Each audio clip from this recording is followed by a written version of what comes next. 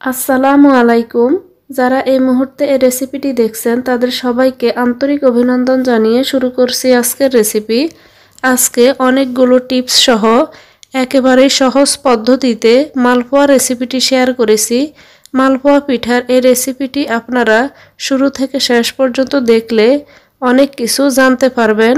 সেই সাথে আমি শেয়ার করেছি কিভাবে এই পিঠাগুলো তৈরি করলে পিঠাগুলো ঠান্ডা হলেও এরকম নেতিয়ে যাবে না কিংবা সফট হয়ে এরকম চ্যাপ্টা হয়ে যাবে না, ঠান্ডা হয়ে গেলেও এগুলো বলের মতো ফুলকো থাকবে। তো আশা করছি রেসিপিটি দেখলে আপনারা বুঝতে পারবেন।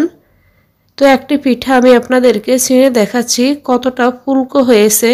তো এরকম ফুলকো রেসিপি তৈরি করার জন্য এখানে আমি 2 কাপ পরিমাণ ময়দা নিয়েছি। আপনারা এখানে ময়দার পরিবর্তে আটাও নিতে পারেন। সাথে দিয়ে দিলাম আধা কাপ পরিমাণ সুজি, স্বাদ মতো লবণ। এবার আমি এখানে গুড়ের পানি দিয়ে দিচ্ছি। গুড়টা আমি পানি দিয়ে জাল করে নিয়েছি। তো এখানে আমি নর্মাল রুম টেম্পারেচারে পানি দিয়ে একটি ব্যাটার তৈরি করে নিব।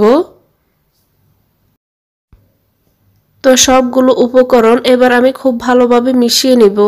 আমি একটি হ্যান্ড হুইস্ক দিয়ে সবগুলো উপকরণ খুব ভালোভাবে মিশিয়ে নিচ্ছি। খুব ভালোভাবে মিশিয়ে নিলে এই পিঠাগুলো কিন্তু অনেক ফুলকো হবে। যত বেশি স্মুথ করে এই ব্যাটারটি আপনারা তৈরি করতে পারবেন, পিঠাগুলো কিন্তু তত বেশি ফুলকো এবং নরম তুলতুলে হবে। তো ব্যাটারটিকে খুব ভালোভাবে মিশিয়ে নিতে হবে। আমি খুব ভালোভাবে ব্যাটারটিকে মিশিয়ে নিলাম। এবার আপনাদেরকে দেখিয়ে দিচ্ছি যে কতটা পাতলা করে আজকের এই ব্যাটারটি আমি তৈরি করেছি। তো দেখে নিশ্চয়ই আপনারা বুঝতে পারছেন ব্যাটারটি কতটা পাতলা হতে হবে। এবার আমি এগুলোকে 10 মিনিটের জন্য রেস্টে রেখে দিব।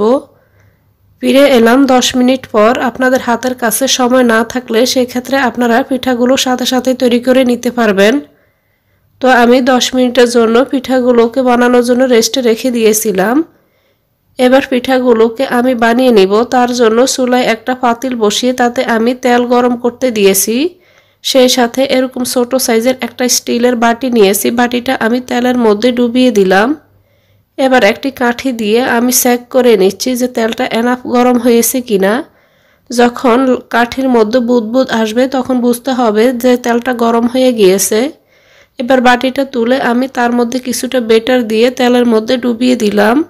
চুলার আঁচ মিডিয়ামে রেখে কিছুক্ষণ অপেক্ষা করব। কিছুক্ষণ অপেক্ষা করলে দেখবেন পিঠাটি বাটিটা ছেড়ে উপরে ভেসে এসেছে। তো সেই সময় উপর থেকে আমি কিছুটা তেল এভাবে ছড়িয়ে দিব। এতে করে পিঠাটি সব সাইডে তেলটা পড়লে কিন্তু খুব সহজেই কিন্তু দেখবেন পিঠাটি ফুলে গেছে। তো কিছুক্ষণ পর উল্টে পাল্টে আমি পিঠাটিকে ভেজে নিচ্ছি।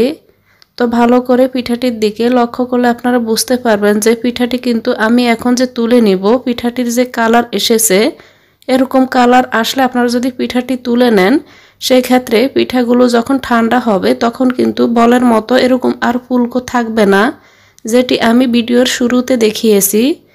এবার আরও একটি পিঠা আমি আপনাদেরকে ভেজে দেখাচ্ছি।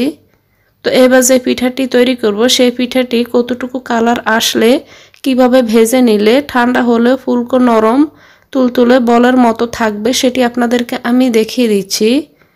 তো কিছুক্ষণ পর যখন বাটিটা ছেড়ে উপরে উঠে আসবে তখন আমি উপর থেকে এভাবে তেলটা ছড়িয়ে দিব। এতে করে খুব সহজেই কিন্তু পিঠাটি ফুলে যাবে। তো দেখে নিশ্চয়ই বুঝতে পারছেন যে পিঠাটি কিন্তু ফুলে গেছে। এবার আমি কিছুক্ষণ পর উল্টে পাল্টে পিঠাটিকে আমি ভেজে নিচ্ছি। তো প্রথম পিঠাটি আমি হয়ে যাওয়ার সাথে সাথে তেল থেকে তুলে নিয়েছি।